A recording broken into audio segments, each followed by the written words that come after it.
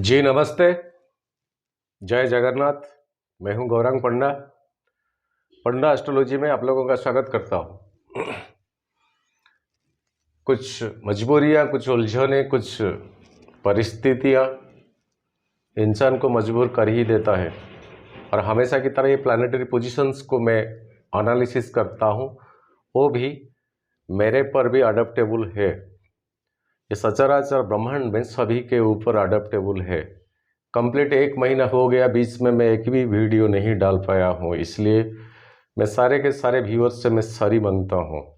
एक छोटा सा ऑपरेशन, 4-5 जनों का पूजा, रुद्राभिषेक, 10 महाविद्या उनमें से है। बहुत सारे पाबंदी में मैं था, इसलिए 1 महीना टोटली मैं वीडियो अपलोड कर नहीं पाया। एंड ये वीडियो 15 मार्च 2022 से 14 अप्रैल 2022 तक का है। एंड दिल्ली का एक टाइम मैंने लिया, 4:14 AM में संक्रांति का संक्रमण होता है। हर वीडियो जिस तरह है, संक्रांति से अगले महीने का संक्रांति तक का, ये संक्रांति से लिया हुआ है। एंड इसी टाइमिंग में संक्रांति का संक्रमण होता है, तो उसी दिन शुक्ल पक्ष द्वादशी तिथि होता है। एंड ट्यूसडे मंगलवार होता है। भौम प्रदोष व्रत उसी दिन में पड़ता है। और इसी महीने में एक एस्ट्रोलॉजिकली प्लानिटरी पोजीशंस की हिसाब से एक एनालिसिस लेते हैं।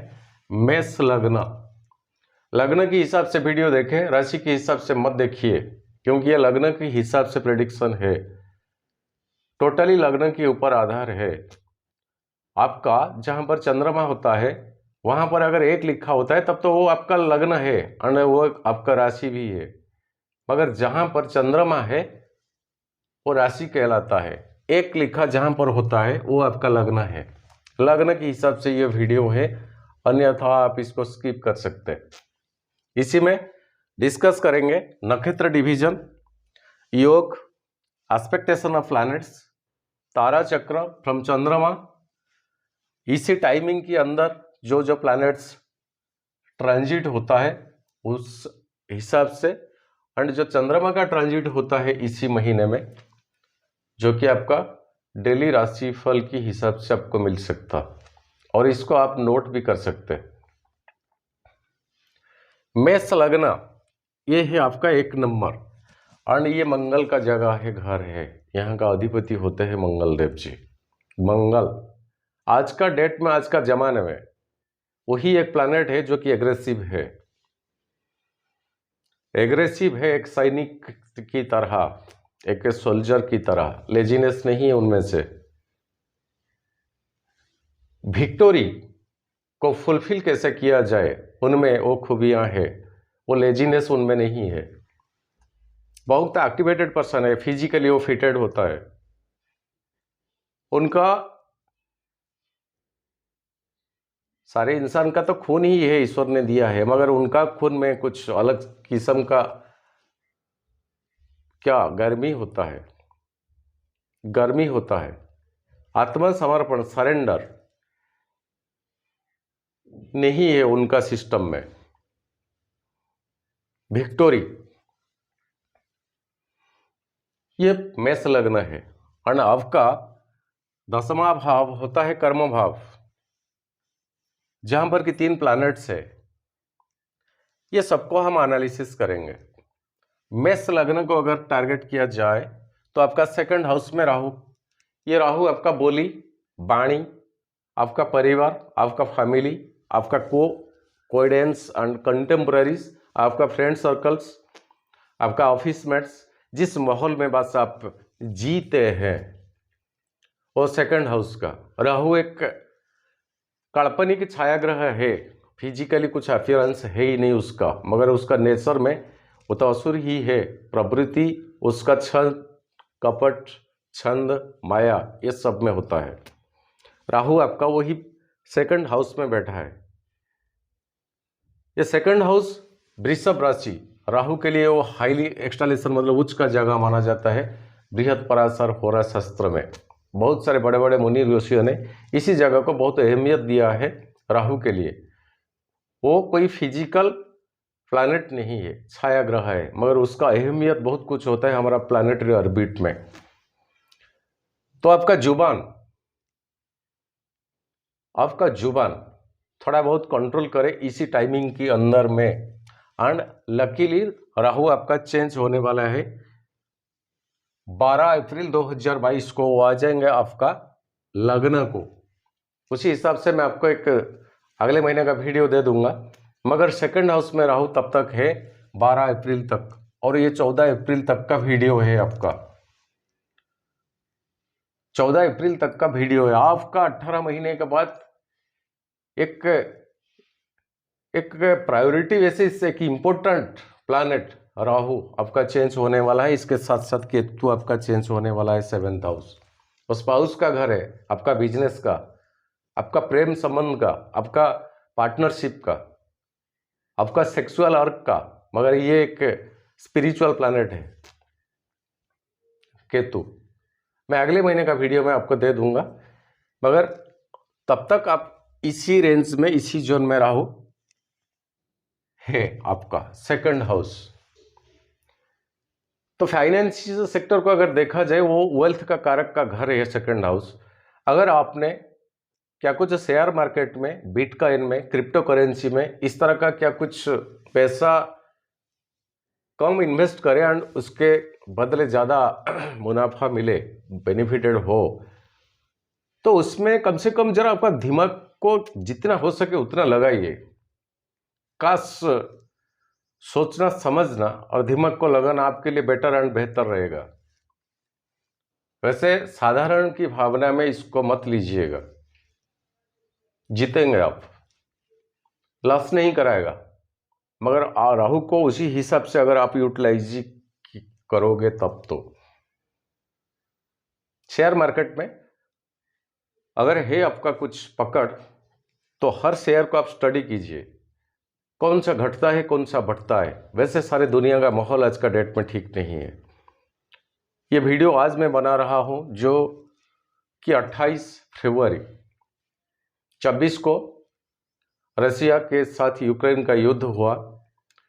तो आज सारा संसार में त्राहिमाम त्राहिमाम बोल रहे लोग, क्या होगा कल, किसके ऊपर कितना इम्पैक्ट पड़ेगा, इफेक्ट पड़ेगा, एक साधारण मनुष्य के ऊपर जीने के लिए कितना इम्पैक्ट पड़ेगा।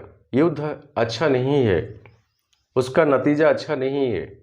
किसी का समझ में ये है ठीक है हो जाने दीजिए, कर लेने दीजिए, दो चार उन मर जाएंगे कोई प्रॉब्लम नहीं, हम ये यहाँ तक चले जाएंगे वहाँ तक कर लेंगे। ऐसा नहीं है, ऐसा नहीं है। आज का डेटेड में दुनिया में कोई कमज़ोर नहीं है। कोई चींटी को अगर अटैक करे तब तो वो भी काट लेगा, वो आज का सब्जेक्ट नहीं है। ये सेकंड हाउस आपका राहु है, एंड राहु आपका रवि की नक्षत्र डिवीजन में है। रवि आपका 5th हाउस का मालिक है एंड आपका 12th हाउस में है। सो गवर्नमेंट सेक्टर में, गवर्नमेंट रिलेटेड में अगर आपका टेंडर वगैरह का काम चल रहा है या आप नौकरी पेशे में है, थोड़ा ऑफिस का माहौल के ऊपर ध्यान दीजिए। कम से कम बात करें, जितना हो सके आपका हायर लेवल का ऑफिसर के पास उसी पॉइंट टू पॉइंट का बात करें, एक्स्ट्रा ऑर्डिनरी कुछ बात मत करें, तब तो बेटर रहेगा। क्योंकि राहु आपका 5th लॉर्ड रवि के नक्षत्र को रिलेट करते हैं एंड ये रवि 12th हाउस में है। अच्छा पोजीशन नहीं है, एक्सपेंडिचर का हाउस है, एक्सपेंडिचर का हाउस है। तो हो सकता है आपका थोड़ा बहुत ट्रांसफर, कोई इलेक्शन है तब तो उसी ड्यूटी में आप फंस जाओगे। इच्छा नहीं है तब तो वो जगह को जाना भी आपके लिए बाध्य है, मजबूरन कुछ करना पड़ेगा, उठाना पड़ेगा, कुछ डिसीजन लेना पड़ेगा, क्योंकि आप बंधे हुए हैं। अगर नौकरी पेशे में है, गवर्नमेंट के अंडर में है, गवर्नमेंट रिलेटेड जॉब में है, एंड ये राहु का एक्सपेक्टेशन देखते हैं। Directly Rahu expected from Mangal and from शुक्र। देखिए मंगल से राहु का रिलेटेड किस तरह का होता है एंड शुक्र का रिलेशन किस तरह का होता है एंड शनि का रिलेशन किस तरह का होता है। आपका ये 10th हाउस है, कर्म भाव है। इस दुनिया में ये करने के लिए आप आए हो जिसके वजह से आप जियोगे। जीने के लिए खाना पड़ता है, खाने के लिए जीना पड़ता है। इसमें कौन सा चीज ठीक है? कोई जीता है तब तो खाता है, या खाता है तब तो जीता है? पता नहीं इसमें कौन सा करेक्ट बात है। खाने के लिए जीता है या जीने के लिए खाता है? इसका आंसर बहुत मुश्किल है। छोड़िए वो सब, छोड़िए, हमारा डिस्कशन पे आइए। ये 10th हाउस आपका प्रोफेशन का है। प्रोफेशन की घर में आपका मंगल शुक्र एंड शनि। एक बेसिक पॉइंट मैं बता रहा हूं, मंगल शुक्र एंड शनि। मंगल आपका 7th, शुक्र आपका 7th house and 2nd house, मतलब बिजनेस, पैसा, स्पाउस, फैमिली, पत्नी, शुक्र। एंड मंगल आपका 8th हाउस एंड लग्न का अधिपति है, ये दोनों का। एंड शनि आपका 10th एंड 11th जो कर्म भाव में है इटसेल्फ शनि, एंड शनि आपका कर्म भाव का लॉर्ड है। तीनों के तीनों बेसिक प्लैनेट्स है, अभी आपका 10th हाउस में है। ये 10th हाउस में आपका तीनों के तीनों बेसिक प्लैनेट्स है, उसको एनालिसिस करते हैं। मंगल अगर कितना भी डिग्री में है और उसके आगे कोई ज्यादा डिग्री में कोई प्लैनेट है, मंगल इसे छोड़ता नहीं है। मंगल इसे छोड़ता नहीं है। एंड मंगल इसी रेटेड को 12.21 डिग्री में है, एंड शुक्र 13.45 एंड शनि 26.12। तो इसी लिहाज से अगर देखा जाए सबसे पीछे का डिग्री में मंगल है, तो मतलब मंगल के आगे और बाकी दो इंपॉर्टेंट प्लैनेट आगे है, डोमिनेट करता है, छोड़ता नहीं। इसके आगे कोई रहता है, उसका रास्ता हमेशा साफ रखता है मंगल। वो क्रूर प्लैनेट है, रॉयल एटीट्यूड है, एग्रेसिवनेस है, युद्ध के लिए हमेशा तत्पर है, किसी भी तरह उसको ऑक्युपाइड करना। यही थॉटिंग, यही मीनिंग, यही सिचुएशन आपको ये मंगल दिलाएगा यहाँ पर। और ये मंगल की आगे ये दो बेसिक प्लैनेट आपका रह जाता है। एग्रेसिव प्लैनेट है, लग्नाधिपति है, तो आपका जो एग्रेसिव नेचर की हिसाब से आपको लॉस उठाना पड़ेगा। और यहाँ पर मंगल बनते हैं हाईली एक्सटालेशन पोजीशन, मतलब उच्च का होता है। वैसे मंगल उच्च का है, एंड मंगल की फ्रंट लाइन में शुक्र है एंड शनि है। शनि में मंगल में दोस्ताना अच्छा नहीं है, मंगल शुक्र में थोड़ा बहुत समभाव संपन्न है। स्पाउस से, फैमिली से, आपका 2nd हाउस जो वेल्थ है, इन्वेस्टमेंट है, बहुत चीजों के ऊपर आपको ध्यान रखना पड़ेगा। एंड ये हाउस को कंप्लीट देखता है राहु। 1 2 3 4 5 6 7 8 एंड 9। राहु का 9वां दृष्टि बहुत पावरफुल होता है। राहु का 9वां दृष्टि बहुत हाई पावरफुल होता है। तो आपका 3 प्लैनेट्स राहु की एक्सपेक्टेशन में है, तो आपका प्रोफेशन को डायरेक्ट इंपैक्ट पकड़ता है। प्रोफेशन की घर में डायरेक्ट इंपैक्ट पड़ता है। एंड मंगल देव चंद्रमा की नक्षत्र में है, शुक्र चंद्रमा की नक्षत्र में है। मंगल एंड शुक्र चंद्रमा की नक्षत्र में है, जो कि 4th हाउस का लॉर्ड है आपका। शनि आपका मंगल की नक्षत्र में है, ये बेसिक पॉइंट है। शनि मंगल में दोस्ताना अच्छा नहीं है। शनि की घर में मंगल बहुत ताकतवर होता है, जैसे कि बोला जाता है घर में घुस के मारना, घर में घुस के मारना। यहां पर यही सिचुएशन है। चाहे आप सारा संसार को ले, अभी का सिचुएशन को ले, जो एग्रेसिवनेस है, जो दादागिरी है, यहां पर मंगल का यही रोल है। और शनि की घर में मंगल हाईली एक्सटेलेशन उच्च का हो जाता है। तो प्रोफेशन में हर लिहाज से कम आपको उसी हिसाब का मैनेजमेंट एंड मेंटेन करना चाहिए। चंद्रमा की नक्षत्र में आ जाता है आपका शुक्र। शुक्र आपका 2nd house and 7th house का ओनर है, 4th हाउस का नक्षत्र डिवीजन में रिलेट करते हैं। तो इस तरह का कोई माहौल ना बनाए जो कि मानसिक तौर पे आपका अपोजिशन सेक्स उस तरह का कुछ प्रेशराइज में आए। ये मन को इफेक्ट करेगा, और मन तो मन ही है। मन अगर मायूस हो जाए तब तो सारे के सारे काम गए काम से, सब कुछ मायूस ही बन जाएगा, हो जाएगा। ये माहौल है आपके लिए। एंड बृहस्पति आपका भाग्य भाव का 11th हाउस में है। बृहस्पति आपका भाग्य भाव का अधिपति एंड 12 हाउस का अधिपति 11th हाउस में है। आय का कारक प्लैनेट बृहस्पति, सॉरी, भाग्य भाव का अधिपति बृहस्पति एंड एक्सपेंडिचर का कारक अधिपति आपका सोर्सेस ऑफ इनकम के घर में है। अच्छा है, अच्छा है। पूर्व भाद्रपदा एंड खुद का नक्षत्र डिवीजन में बृहस्पति ट्रांजिट कर रहे हैं, मगर यहां पर बुध के साथ हो जाते हैं। ये कुंभ राशि है, कुंभ राशि में मित्र मिलता है बुध को, और ये कुंभ राशि शनि का होते हुए भी बृहस्पति को मित्र है, मित्रता है, आपस में अच्छा संबंध है। पहले देखे दो की दो किसका घर में है, एक मित्र का घर में है, 11th हाउस में है। तो कुछ सोर्सेस ऑफ इनकम में आपका बढ़ोतरी, पिछला कोई क्या कुछ अमाउंट्स पड़ा हुआ होता वो मिल जाएगा आपको, बृहस्पति दे दीजिएगा। और बृहस्पति आपका आगे तो चेंज होंगे, अभी के लिए नहीं, वो 13 अप्रैल को चेंज होंगे। और 13 अप्रैल के बाद इसे वीडियो के बाद में बृहस्पति का आपका जो चेंजेस रहेगा 12 हाउस को, खुद का हाउस को मैं आपको एनालिसिस दे दूंगा। इसी डेट इसी टाइम में अगर बच्चा जन्म होता है, अगर आपका ज्योतिष में रुचि है, तब तो यहां पर कुछ योग बनता है। एक रोचक योग बनता है, ये पंचमहापुरुष योग में से एक होता है।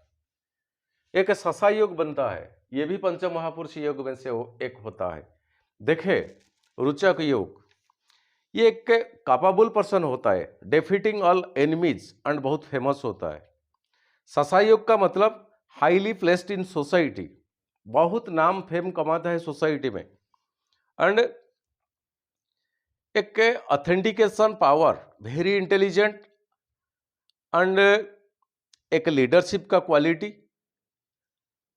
एंड इस तरह का दो योग मिलता है।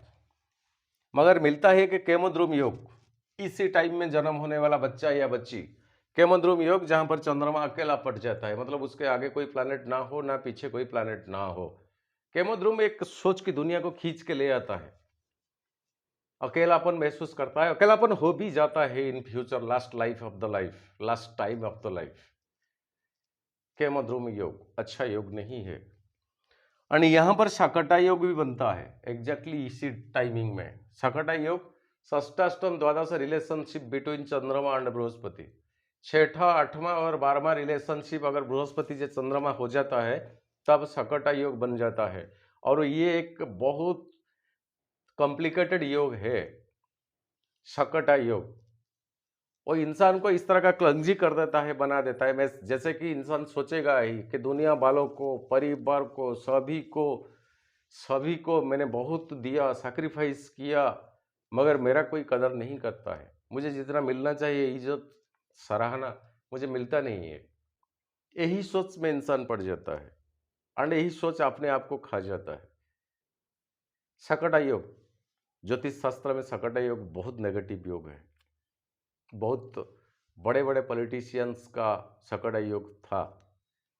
कभी मौका पड़ेगा तब तो उसका हम एनालिसिस करेंगे, कभी डिस्कस करेंगे। शकटा योग, कोई बच्चा या बच्ची अगर इसी टाइम में जन्म लिया हुआ है।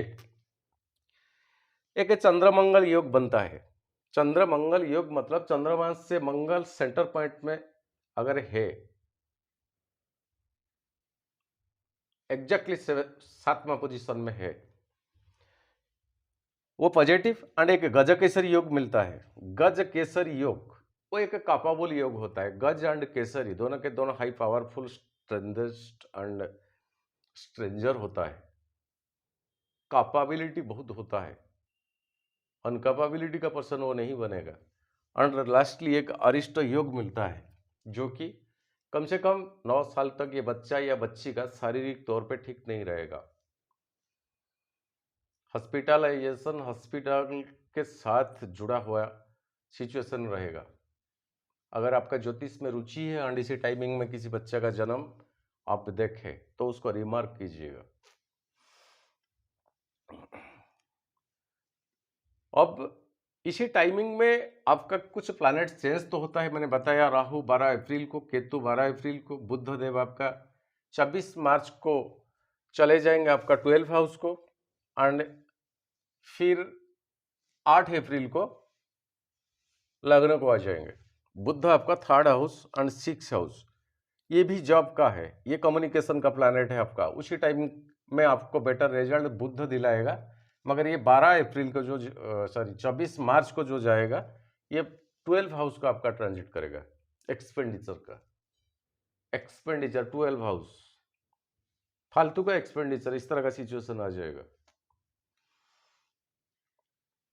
एंड शुक्र आपका 31 मार्च को ट्रांजिट करेगा, वो चले जाएगा।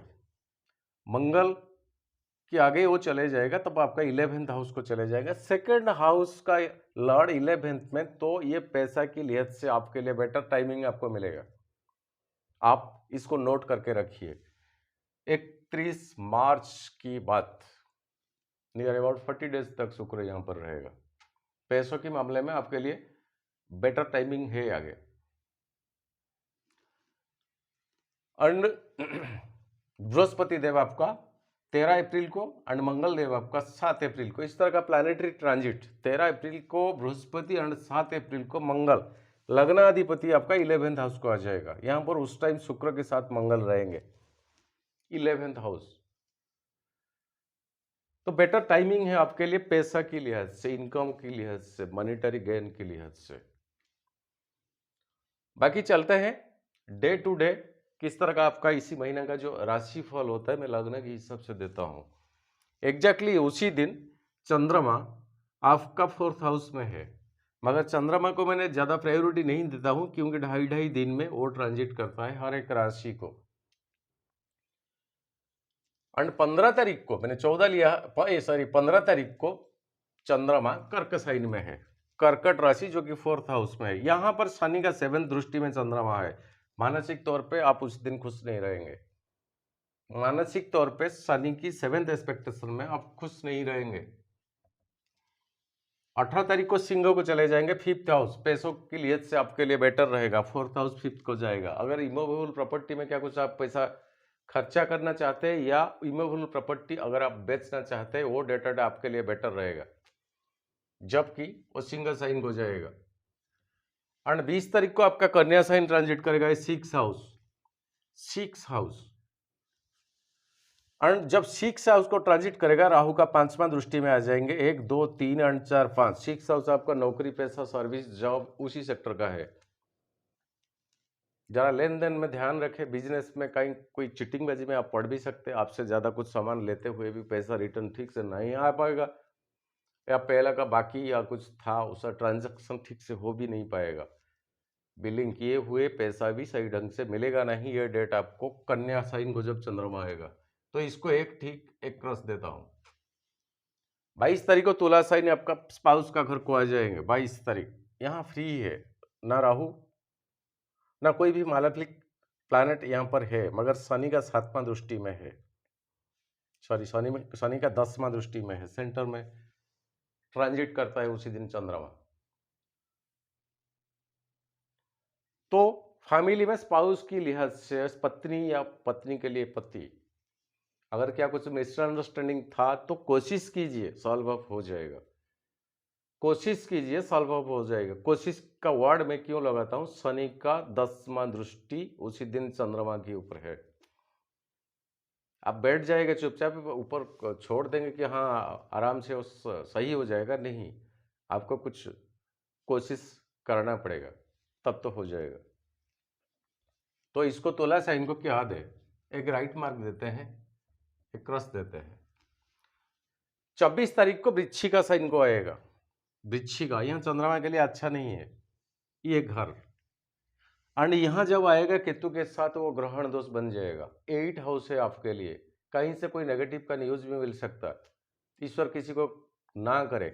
अगर दूर का कोई रिश्तेदार है, ब्लड रिलेटेड पर्सन कोई क्या है कि लास्ट स्टेज में पड़े होते हैं, तो ऐसा भी कुछ हो सकता। इस तरह का कुछ news, unexpectation news, negative news. 8 house जब ट्रांजिट करेगा चंद्रमा उसी दिन केतु के साथ, केतु के साथ बिच्छिगा, ये ठीक नहीं है आपके लिए। क्रस डबल लेता हूं, ट्रिपल लेता हूं।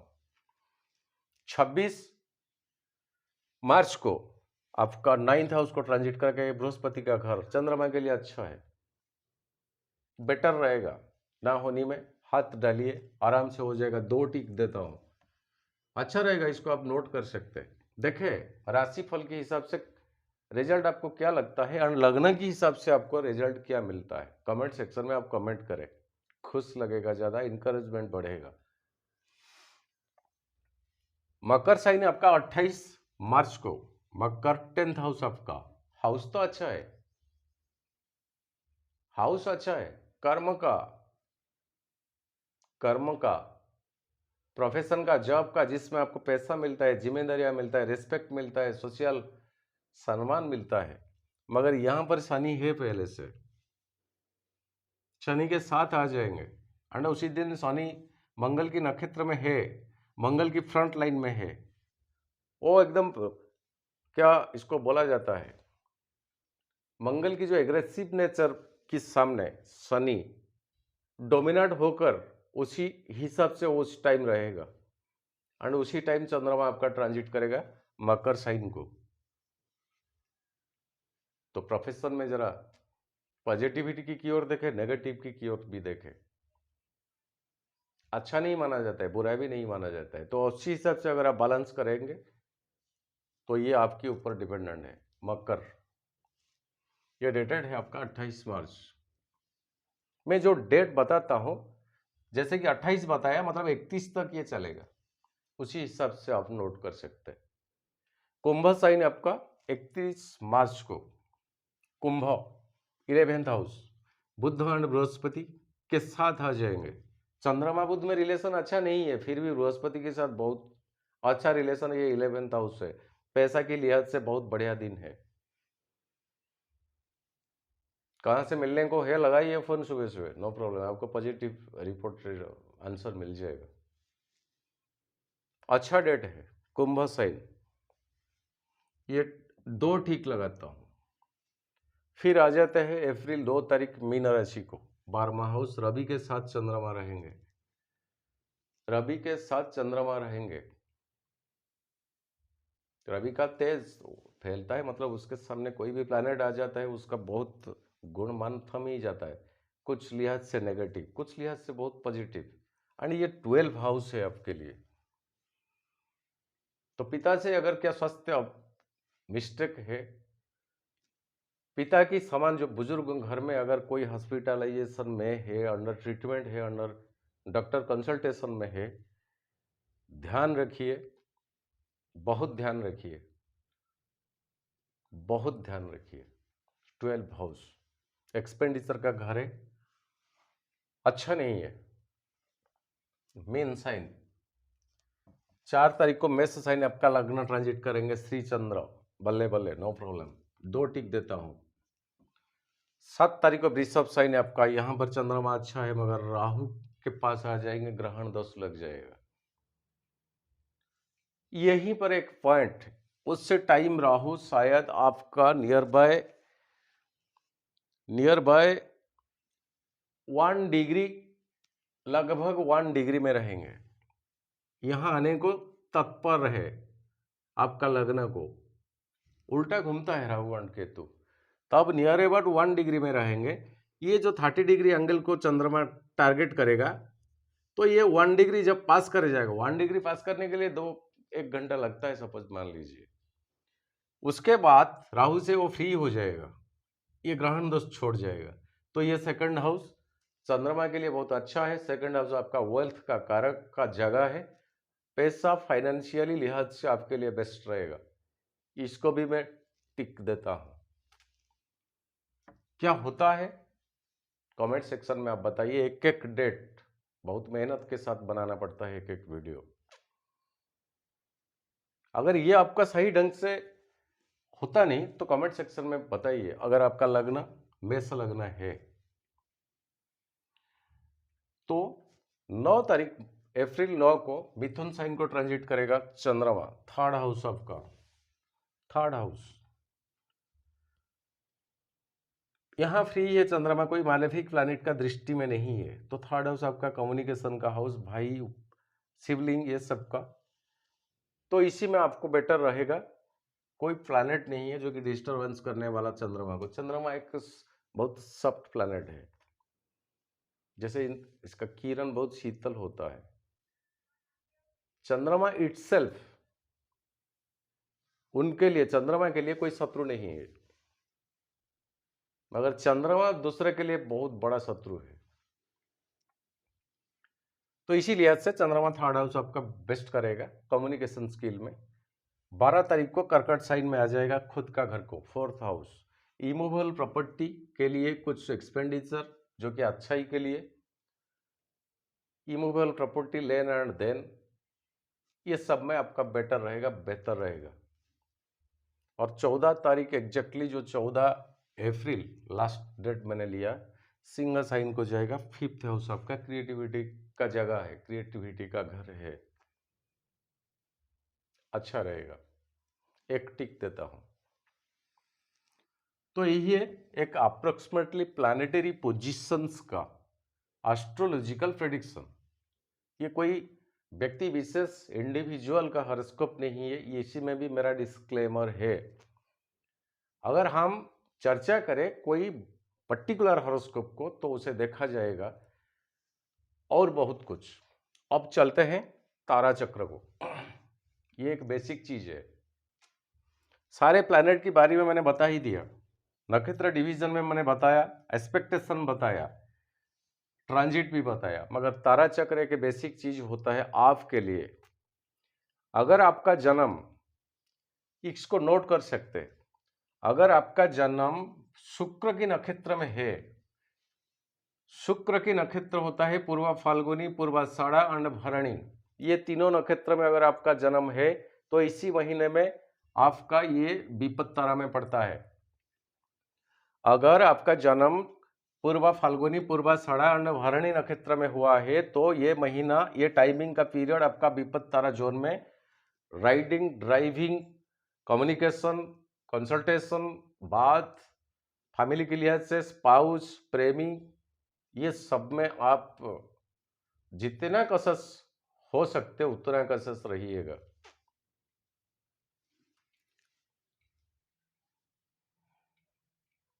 अंड बद्ध तारा में पड़ता है आपका राहुदेव, स्वाति, शतभिषा, आर्द्रा, अगर ये तीनों नक्षत्र में आपका जन्म हुआ है तो राहु से आप रिलेट करते हैं, राहु के नक्षत्र डिवीजन में आप आते हैं। और ऐसे देखा जाए राहु आपका सेकंड हाउस में है, सेकंड हाउस एक मारक का जगह है। ये महीना राहु आपको उस हिसाब से कुछ बेनिफिट नहीं दिलाएगा, बल्कि आपको लॉस की रास्ता पकड़ा देगा। राहु आपका बद्ध तारा में पड़ता है। बाकी के बाकी देखें, प्रत्यरी तारा में आपका चंद्रमा आता है, चंद्रमा 2.5 दिन का ट्रांजिट, वो मैनेजेबल है। क्षम तारा में आपका रवि खुद आता है जो कि आपका पंचमा हाउस का अधिपति, एंड अगले महीने रवि यहां पर लग्न को आ जाएंगे।